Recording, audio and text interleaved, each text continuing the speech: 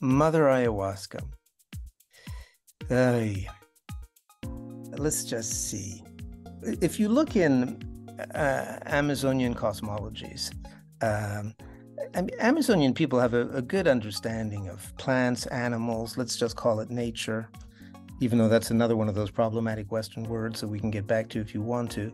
But um, or you could call it biology. And it's just obvious that life is an association of masculine and feminine. So there's no one over the other, even though they may separate certain tasks. Men tend to hunt, women tend to cook. But then other activities, I mean, hunters, when they come back in the early morning, look after the young children and as they kind of sleep when the women go off to the garden. So actually, men do childcare. So it's not as one might think it is, but so there is division of labor. But otherwise, it's obvious that life is androgynous or bisexual or masculine and feminine. And there is not a hierarchy, but an association of contraries or complementary, or however you wish to call it. And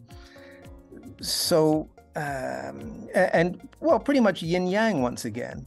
The idea that the white part of the yin yang symbol is more important than the black part is ridiculous. There's not a Taoist in the world who thinks that. Well, then, so along come these Westerners, and forever they've been putting masculine above feminine and the whole patriarchal thing, and then the hierarchical society, and so hierarchies everywhere. But then when finally they get to the point where they think, okay, well, maybe we've been dominating nature a little bit too much, so then they turn it into Mother Nature. And nature becomes this benevolent thing, and it's feminine.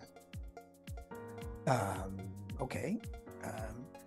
So who's going to bemoan the absence of masculine at this point? We've been spoon-fed so much masculine, it's almost a relief. And I think that's the whole point, except that, Mother Nature, excuse me, but nature is shot. It's entirely bisexual.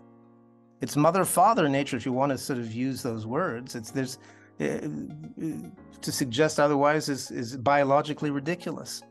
I'll just. A feminine word in German as well. Die Natur, I think so. La nature in French. Yeah. La naturaleza in Spanish. Yeah. Well, then, okay, so that's just Mother Nature. So what about Mother Ayahuasca? Okay, well, here come the Westerners again. They're going down to the Amazon. They're drinking ayahuasca. Are they asking the indigenous people about the gender of ayahuasca? No. But what if they did?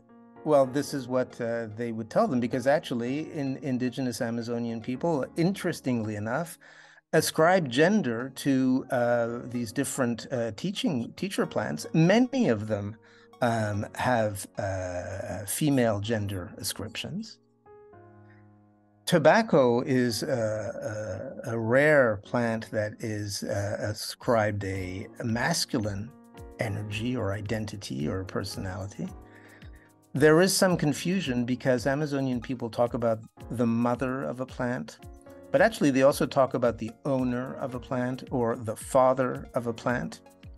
But the Westerners have mainly retained mother of ayahuasca, mother of tobacco, and so on. But actually, so yes, and the Amazonian people will answer, yes, these plants have mothers if you ask them, or fathers, yes, they have owners, yes. So the mother of tobacco, well, the mother of tobacco is a man. Hold on, the mother is a man? Yes, that's right. The mother or the owner of the plant is a masculine entity. Okay, well, that's tobacco. So tell me about this entity. Oh, it's a tall man. It has a masculine energy and so forth. And actually, across dozens of indigenous cultures, they agree about this. Okay, so what about ayahuasca? Well, the whole point about ayahuasca is that it's